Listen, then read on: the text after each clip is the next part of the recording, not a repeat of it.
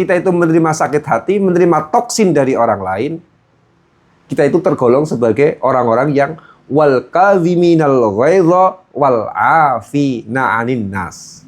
Dan orang-orang seperti itu pasti dicintai oleh Allah. Karena apa janji Allah? Wallahu yuhibbul muhsinin. Allah itu mencintai orang-orang yang berbuat baik.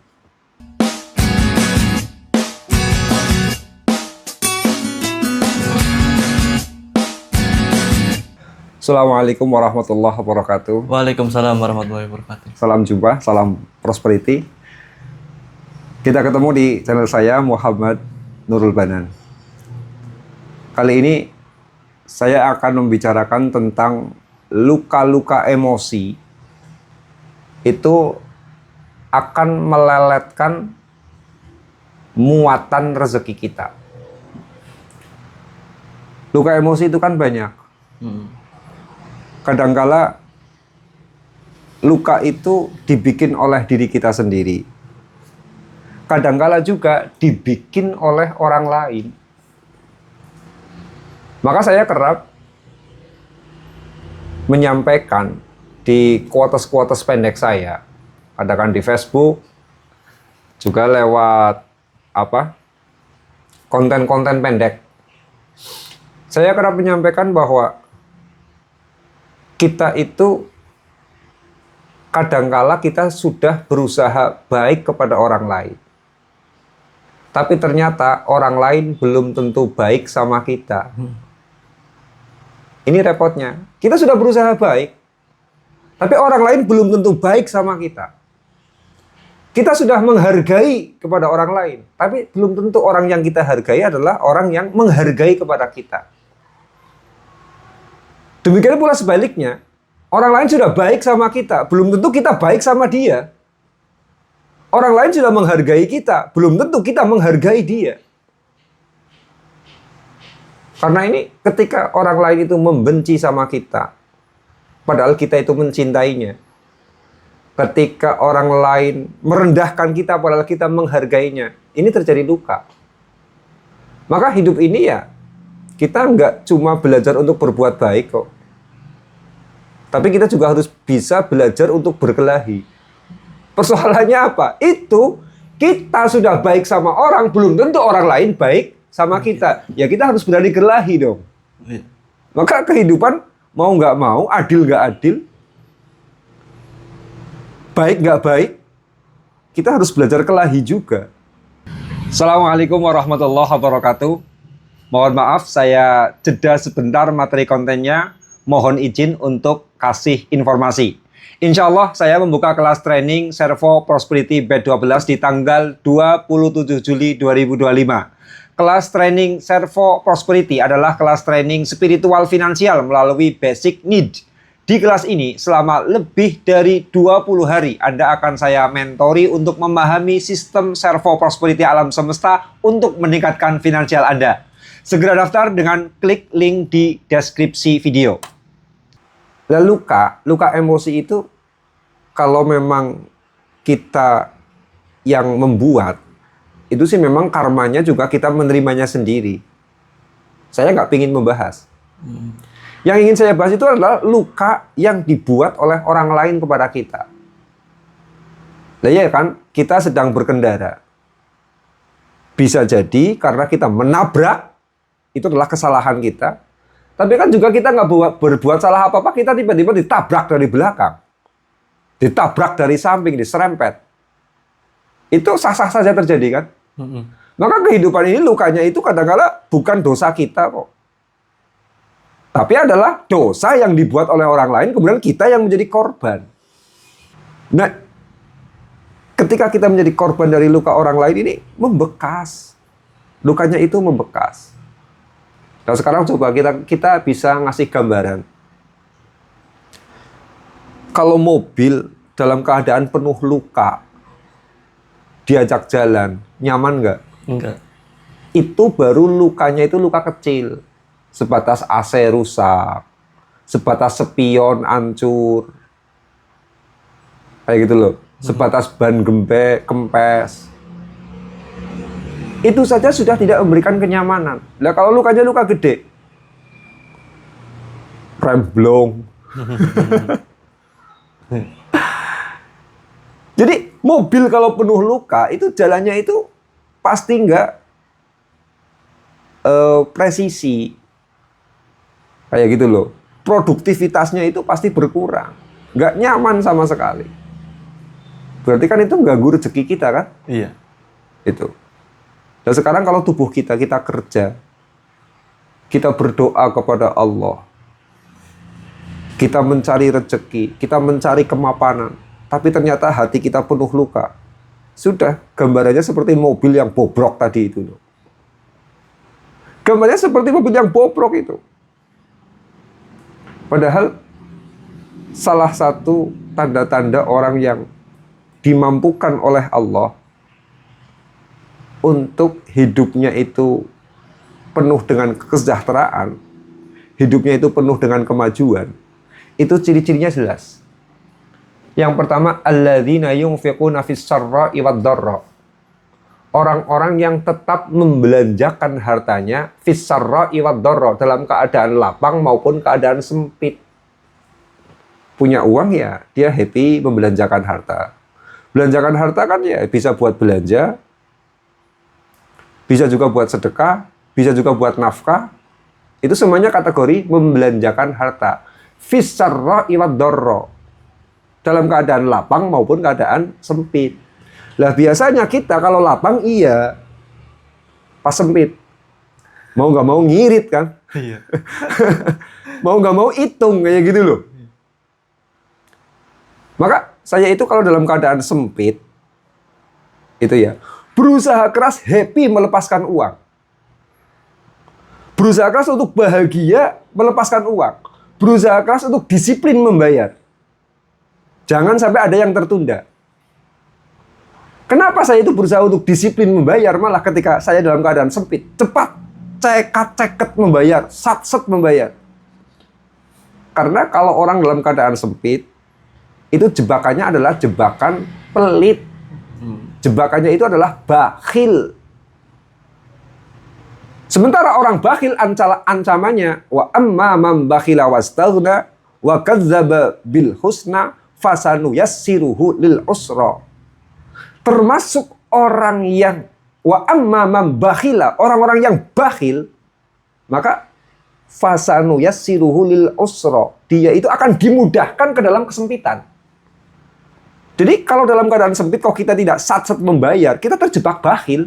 Bakhil kepada diri kita sendiri, atau mungkin bakhil kepada orang lain. Dan di situ malah justru iritnya kita menjadikan fasanu yassiruhu lil usra, menarik kita ke dalam kesulitan. Itu. Nah ini makanya saya itu paling waspada ketika dalam keadaan sempit. Berusaha keras untuk happy membayar. Dengan berbagai teknik, mindset. Lah besok pasti ada lagi, saya cuma bisa pasrah. Besok ada lagi, saya cuma bisa pasrah. Bayar. Karena kalau kita terjebak pelit, fasadu yassiruhu bil usra. Lah, maka ciri-ciri orang yang hidupnya itu akan sejahtera, dia makin kaya, itu adalah dia itu alladzina yunfiquna fis sarra'i wad dharra. Dia tetap membelanjakan harta dalam keadaan sempit maupun keadaan lapang. Ya, kalau lapang sih sudah maklum lah, punya duit kok. Itu. Terus yang kedua, wal kadhiminal ghaidha. Orang-orang yang menahan diri ketika marah. Sebetulnya panas di hati, dendam di hati. Pingin ngamuk sebetulnya. Menahan diri, ngerem. Wal kadhiminal ghaidha. Terus yang ketiga, wal afina 'anin nas, dan orang-orang yang memaafkan kesalahan, kezaliman orang lain. Nah ini yang namanya menahan amarah, wal afina 'anin nas, wal afi 'anin nas, memaafkan kepada sesama manusia, memaafkan kesalahan manusia. Ini yang bagian daripada kita ada kemampuan atau tidak menyembuhkan luka-luka. Luka emosi kita, luka hati kita. Karena tadi, yang namanya luka itu mungkin dibuat oleh kita, tapi kerap juga dibuat oleh orang lain. Lah iya lagi ngobrol-ngobrol enak, tiba-tiba dia malah toksik sama kita, tiba-tiba merendahkan kita, omongannya nyelekit. Kayak gitu. Kalau nggak kita ada rasa, wah, dendam banget. Karena apa? Kita dizalimi memang oleh orang tersebut. Nah ini kemampuan kita memaafkan. Ya. Kemampuan kita itu wal'afi aninas, kemampuan kita memaafkan, ini yang kemudian menjadikan keberuntungan hidup kita semakin meningkat dan terus meningkat. Maka penting yang namanya sembuh dari luka-luka emosi. Gitu. Kalau kemudian kita memaksakan di dalam keadaan dendam, dalam keadaan marah, dalam keadaan terluka, kayak gitu, dalam keadaan membenci, ini yang namanya bagasi emosi itu penuh dengan luka-luka. Lah mobil saja ya sempoyongan ketika penuh luka. Lah kita pun akan sempoyongan sama saja. Maka kemampuan kita ini memaafkan itu menjadi salah satu target bagaimana kita hidup sejahtera, bagaimana kita hidup berkelimpahan. Wal'afi na'anin nas. Gitu. Ya memang kadangkala ada orang yang kemampuan memaafkannya itu lemah sebetulnya. Orangnya kemampuan memaafkannya itu lemah, artinya dia itu orangnya nggak pernah mau kalah. Kadang-kala orangnya juga NPD. Tapi kok kenapa dia kok kelihatannya rezekinya lancar? Itu. Iya, dia lancar hanya sementara waktu. Nanti ada waktunya dia terjatuh. Ya maaf lah ya, ada artis yang karakternya itu selalu nyerang sama orang, mudah banget nyerang sama orang, dan dia nggak pernah mau kalah. Nyai Nick Mir itu loh. Atau mungkin itu seperti pendiri Dewa 19, Ahmad Dhani. Itu karakternya mirip-mirip dua orang itu kan. Nggak pernah mau kalah. Artinya dia itu susah memaafkan orang. Lawan terus, geger itu. Tapi kok rezekinya gampang ya. Makin kaya saja. Tapi kan ternyata ya ujung-ujungnya juga dia terjatuh. Sekarang Nick Mir kan divonis berapa? 20 tahun penjara. Ini terjatuh. Kalau yang satu Ahmad Dhani belum. Tapi maaf ya, bukan saya menjelekkan orang, tapi sebagai pembelajaran. Itu. Maka wal afina anin nas, ini salah satu kunci kesejahteraan. Kadang-kala kita ya memang harus cari menang sendiri. Karena ada posisi-posisi di mana kita itu nggak boleh kalah. Contoh menghadapi orang NPD, menghadapi orang yang sombong yang sangat luar biasa, orang yang menyakiti kita luar biasa, orang yang menzalimi kita tapi tanpa rasa berdosa. Barangkali kita itu perlu memberikan perlawanan sekali waktu memang.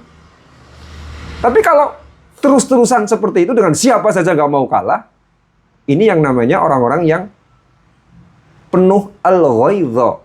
Hidupnya penuh dengan kemarahan dan penuh dengan dendam. Dan ujung-ujungnya ya nanti jatuh kok. Pada tahapan waktu tertentu itu dia jatuh. Memang orang marah, orang narsis, orang nggak mau kalah, itu narik energi uang gede. Karena vibrasinya itu vibrasi percaya diri. Ini. Orang nggak mau kalah, orang nggak mau kalah. Orang kemudian kalau marah itu lama, berarti dia itu punya rasa berharga yang tinggi. Vibrasinya itu tinggi. Makanya uangnya ya gampang. Tapi suatu ketika nanti dia juga akan terjatuh. Karena menggunakan jantung, detak jantungnya terpacu cepat terus loh. Ketika jantungnya terpacu cepat terus, ya lama-lama ya gampang kena jantung kan. Iya. Itu loh, gampang kena terserang penyakit jantung. Lambungnya mudah naik dan lain sebagainya. Kena GERD, kena asam lambung. Itu. Kesehatannya kena. Kalau tidak kesehatannya yang kena, itu loh, yaitu nanti kehidupan akan menjatuhkan dia dengan caranya sendiri. Itu. Nah, karena ini ya kemudian memang kita nggak selamanya harus mengalah. Itu enggak. Nggak selamanya harus memaafkan. Itu juga enggak. Ada orang-orang yang tidak layak kita maafkan. Ada. Tapi apa? Bukan berarti kita itu selalu harus mencari menang sendiri. Ini bukan. Itu. Maka di sini adalah alladzina yunfiquna fis sarra'i wad dharra wal kadhiminal ghaidha wal 'afina 'anil nas. Itu. Orang-orang yang mampu menahan amarah, menahan dendam, menahan rasa sakit hati. Kemudian wal 'afina 'anil nas, dan memaafkan manusia sesakit apapun. Karena memang luka itu tidak hanya datang dari diri kita, tapi kadang-kala luka itu memang datang dari orang lain. Sama seperti kita lagi berkendara. Kadang-kala kecelakaan itu datang dari kita sendiri, kesalahan kita, tapi kerap juga kecelakaan itu dilakukan oleh orang lain. Akhirnya mencelakai kita, membuat luka. Nah, ini kalau lukanya nggak dinetralisir, lukanya itu kita itu nggak mampu untuk melakukan perbaikan, ya, untuk melakukan restorasi. Nah, ini akhirnya menghambat kemajuan rezeki kita, menghambat kemajuan kehidupan kita. Maka kita harus belajar dari ayat ini. Belajar dari ayat alladzina yunfiquna fis sarra'i wad dharra wal kadhiminal ghaidha wal 'afina 'anil nas. Itu. Nah, ini sekarang cara kita itu mampu memaafkan bagaimana?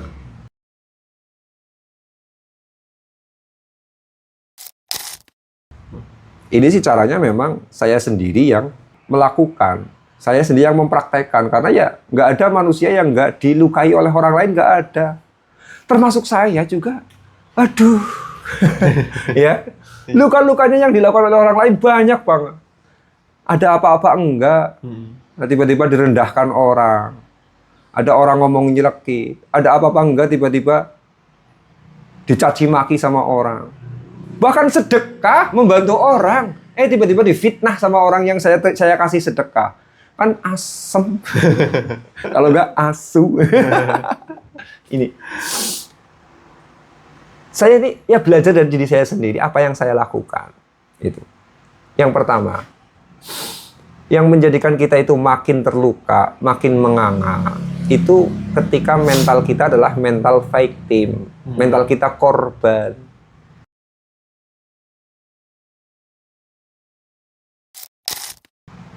Kalau mental kita itu sudah menjadi mental korban, ya sudah, kita makin terluka.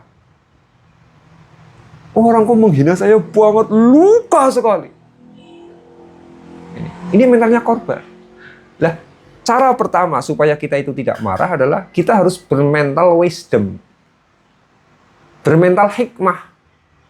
Kita sadar, harus menyadari, waduh, saya kok dijelek-jelekan orang kayak gini ya. Saya kok dimusuhi orang kayak gini ya. Padahal ya, saya nggak pernah memusuhi dia. Kok bisa kayak gini ya? Diambil wisdomnya, ambil hikmahnya. Oh iya, seorang mukmin kesandung, kakinya kesandung saja, kesandung batu, itu sudah menjadi ampunan dari Allah.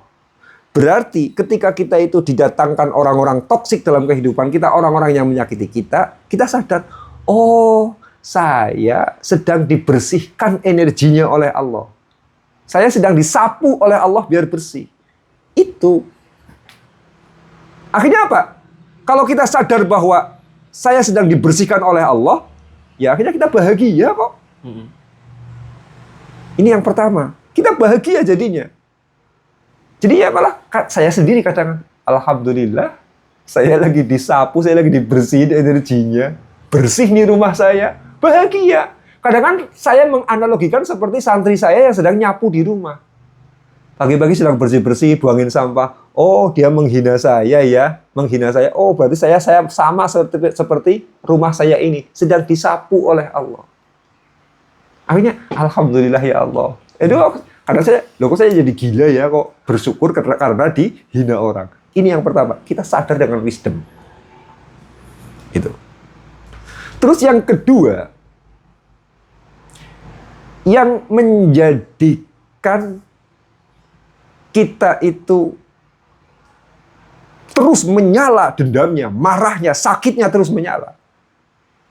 Karena kita ada niat ingin membalas.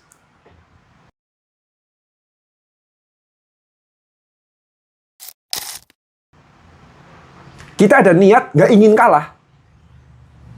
Kita ada niat, ayo lawan. Kita ada ambisi ingin menang. Nggak ada niat kemudian menerima, itu nggak ada. Makanya harus niat yang pertama. Sudahlah, saya ingin baik-baik saja, nggak ingin bermusuhan. Itu harus diniatkan. Ini. Harus diniatkan betul-betul.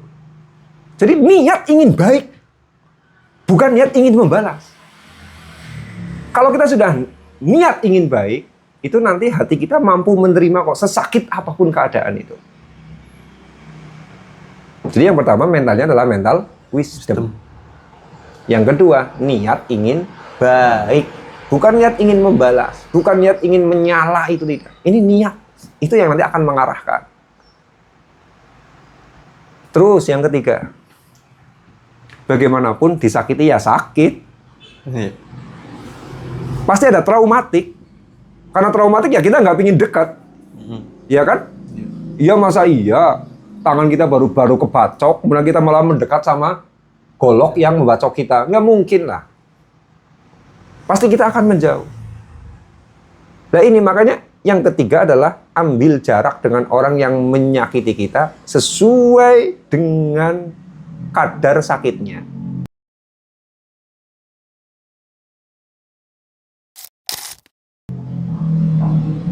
Sesuai dengan kadar sakitnya.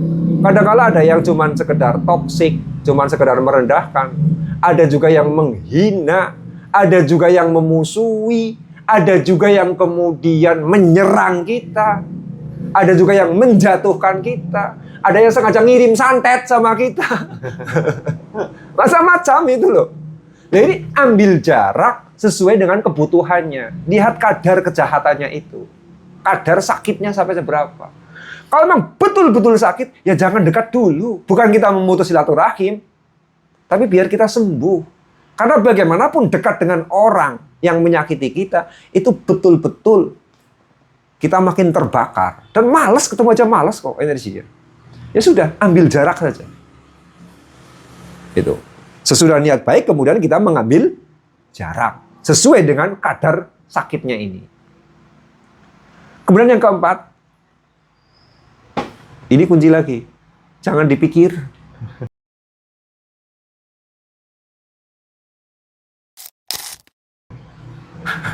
Ini ya. Iya, kalau apa-apa kepikiran, mau tidur, kepikiran, bangun tidur, kepikiran. Ini makan jantung banget loh sama kita loh. Lah biasanya masalah yang sedang ruwet-ruwetnya menghantam pikiran kita, tandanya ini. Kalau bangun tidur langsung teringat. Itu nggak tahu hubungan psikologinya apa, tapi saya sendiri kalau lagi marah banget sama orang, benci banget sama orang, atau mungkin saya sedang bermusuhan dengan orang, atau saya sedang dimusuhi oleh orang. Ini yang muncul pertama ketika kita terpikir saat bangun tidur. Itu lagi ruwet-ruwetnya itu berarti. Nah ini, usahakan ya kemudian kita itu lepas. Artinya lepas, jangan banyak dipikir. Caranya biar lepas, anggap bahwa itu tidak penting bagi saya. Ini orang udah miskin, kurang duit, malah musuhin saya. Nggak penting ngurusin lu.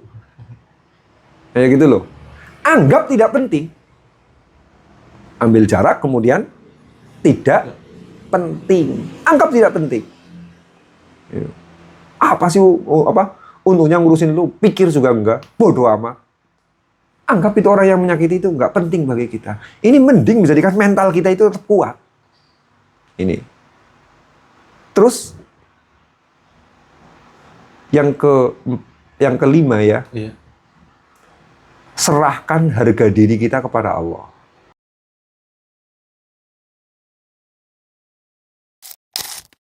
Semua orang itu merasa punya harga diri kok. Lah, kalau kita tidak merasa punya harga diri, justru rezeki kita menjadi ambles. Ada orang disakiti orang, diam saja. Itu kadang-kala bukan karena dia itu pandai memaafkan, bukan.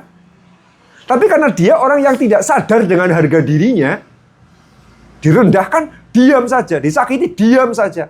Itu kadang-kala orang yang nggak sadar dengan harga dirinya. Ini. Lah, Rezeki itu datang kepada barang-barang yang berharga. Ini. Ya HP, misalkan inilah ya, ini zaman jadul banget itu, Note 20 Ultra.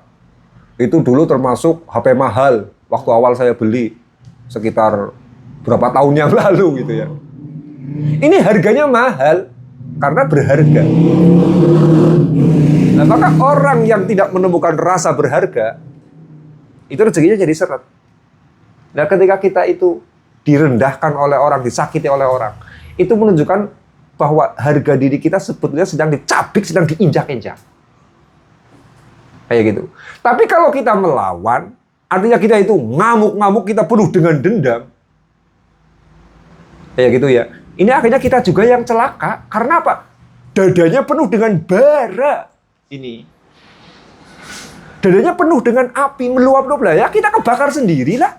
Iya kan? Iya. Ujar-ujar kita mau mau membela harga diri kita, tapi malah kita terbakar sendiri dengan api dendam. Penyakitan macam-macam akhirnya. Kita jadi lemah dan lain sebagainya. Maka kita tetap sadar bahwa kita berharga. Saya nggak rela diinjak. Kita sadar bahwa saya berharga. Tapi apa? Sudah serahkan kepada Allah. Harga diri kita serahkan. Silahkan ya Allah. Ya Allah. Saya punya harga diri. Saya mencintai diri saya.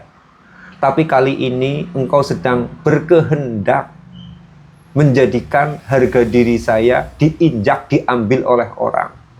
Tapi saya nggak ingin membalas ya Allah. Tapi saya mencintai diri saya. Karena itu saya berserah kepada engkau. Engkau tak akan pernah salah menghakimi siapa penjahatnya dan siapa pahlawannya. Serahkan sama Allah. Tetap kita hargai diri kita, tapi harga diri kita serahkan kepada Allah. Itu yang kelima. Itu. Jadi menyerahkan. Terus yang keenam, lakukan konversi dengan meyakini bahwa kita itu sedang dibersihkan energinya.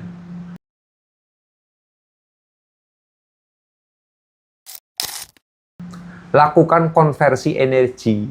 Konversi itu ada air dikonversi menjadi listrik. Dihina orang itu energinya gede. Dikonversi. Ya, dikonversi. Dengan meyakini kayak gini. Ya Allah, saya sedang dibersihkan energinya. Saya sedang dibersihkan energinya dengan luka-luka ini. Tapi saya yakin karena saya telah bersih energinya, maka hidup saya akan lebih berkualitas lagi. Saya akan lebih kaya raya lagi. Rezeki saya makin baik lagi. Kehidupan saya makin mapan lagi. Saya makin hebat lagi. Lakukan konversi. Jangan terima-terimaan saja. Konversi energi. Kalau kita nggak melakukan konversi, ya sia-sia. Karena yang namanya air, dikonversi nggak dikonversi, ya utuh kan? Iya. Kayak gitu loh. Air di bendungan, gede. Dikonversi jadi listrik, ya utuh segitu volumenya. Nggak dikonversi juga utuh segitu volumenya. Matahari dikonversi jadi listrik, ya utuh sinarnya. Nggak dikonversi juga utuh sinarnya. Maka kalau kita ada luka, itu energi. Kalau nggak kita konversi, sayang sekali. Kayak gitu. Sayang sekali. Karena utuh. Makanya konversi dengan sesuatu yang memberdayakan. Dengan cara apa? Berdoa, bertawasul dengan luka-luka tersebut. Ya Allah, terima kasih saya telah dibersihkan energinya.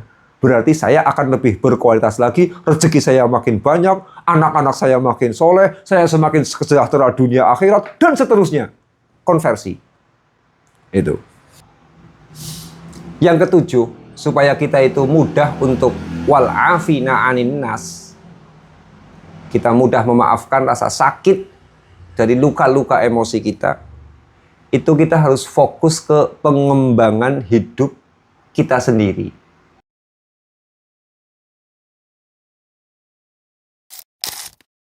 Fokus ke sana saja. Anggap orang-orang yang menyakiti itu adalah orang-orang yang tidak penting bagi kehidupan kita. Karena kita lawan ya kita sendiri terbakar. Kita nggak mau kalah ya kemudian kita juga yang terbakar. Kita mendendam kita juga yang terbakar. Tapi Kalau kemudian kita itu lebih fokus kepada kehidupan kita, nanti karma baik kita itu akan semakin luar biasa hasilnya. Karena seperti ini, orang yang merendahkan kita, dia akan menerima karmanya. Karena karma itu tidak akan pernah salah memilih penjahatnya itu siapa. Nah, kita yang direndahkan, kita yang disakiti, ini ya, itu akan mendapatkan karmanya juga, karma kebaikannya dari kesabaran itu. Sudah mendapatkan karma kesabaran, karma memaafkan, karma-karma baik. Iya. Ditambah kita mendapatkan karma karena kita fokus mengurus hidup kita sendiri. Maka kita harus mengembangkan. Persoalannya apa? Orang yang merendahkan kita itu berpotensi mengulangnya lagi loh. Iya kan? Iya. Berpotensi mengulangnya lagi. Nah, kalau kita itu fokus pada kehidupan kita, nanti kehidupan kita lebih meningkat. Dia akan semakin sempoyongan sendiri. Karena apa? Hanya melihat, menyaksikan kita sebagai sebuah kegemilangan. Iya. Kan sakitnya luar biasa. Dia saya rendahkan, kepala dia hebat, jantungan dia, ambruk sendiri, nanti keluar masuk rumah sakit. BPJS-nya itu keluar banyak itu. Jadi yang terakhir kita harus fokus ke pengembangan diri kita. Ini. Jadi emosi, ya, memang memaafkan itu hal yang sulit. Betul, memaafkan itu hal yang sulit. Tapi kalau kita sudah punya niat, tidak ingin ribut, kita niat hanya ingin baik-baik saja, nanti kita akan didamaikan hati kita kok. Kunci yang pertama yaitu tadi, mentalnya jangan mental korban, jangan mental victim, tapi mental wisdom. Itu. Saya ulang lagi ini ya. Pertama, kita itu harus punya mental wisdom, jangan mental victim. Yang kedua apa? Niat ingin baik-baik saja, tidak ingin cari masalah. Yang ketiga, ambil jarak sesuai dengan kadar sakitnya. Yang ketiga, jangan dipikir dan anggap itu tidak penting. Dia tidak penting. Jangan dipikir, stay cool, setelan cuek. Kemudian yang kelima, serahkan harga diri kita kepada Allah. Yang keenam, lakukan konversi energi.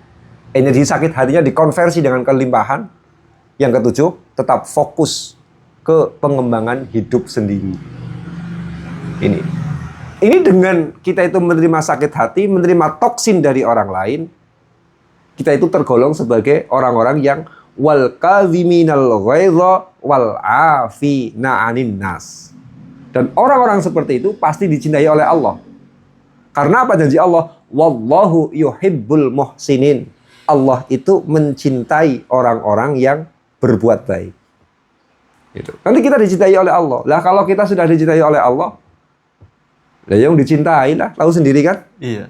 Itu. Pasti kita itu akan sejahtera kehidupannya. Nah ini, luka-luka emosi. Itu nyeretin rezeki kita. Kayak gitu. Nyeretin rezeki kita. Lah nyeretinya di mana? Dikarenakan ya kita penuh dengan luka. Kita penuh dengan dendam. Akhirnya ibarat mobil, jalan itu penuh dengan luka-luka. Kita jalan kaki kita terluka, ya kesusahan lah. Maka kita harus pandai-pandai wal afina 'anin nas. Sebab tidak semua kehidupan bisa kita kontrol oleh kita. Termasuk orang yang menyakiti kita, tidak selamanya bisa kita kontrol. Ada orang yang kita prediksi, dia pasti kalah sama saya. Lawan aja. Ternyata malah kita yang kalah. Dia nggak kalah-kalah. Lah iya kan, Rusia, Vladimir Putin, itu menyangka Ukraina bisa kalah dalam waktu nggak lama. Ternyata sekarang perang hampir 4 tahun belum kalah-kalah kan? Iya. Ini. Belum kalah-kalah, salah prediksi. Nah makanya, kehidupan ini tidak bisa kita kontrol semuanya. Termasuk musuh orang-orang yang nyakitin kita. Nggak bisa kita kontrol semuanya. Makanya nggak bisa kita kalahkan semuanya. Nggak bisa. Musuhan dengan ini belum selesai. Tambah lagi dengan ini. Tambah lagi dengan ini. Tambah lagi dengan ini. Rontok jantung kita loh. Terbakar tubuh kita loh. Maka mau nggak mau kita harus berlatih untuk wal'afina 'anin nas, kita berlatih untuk memaafkan. Ini mutlak mau nggak mau. Kalau nggak mau jantung kita itu copot. Nah, caranya seperti tadi.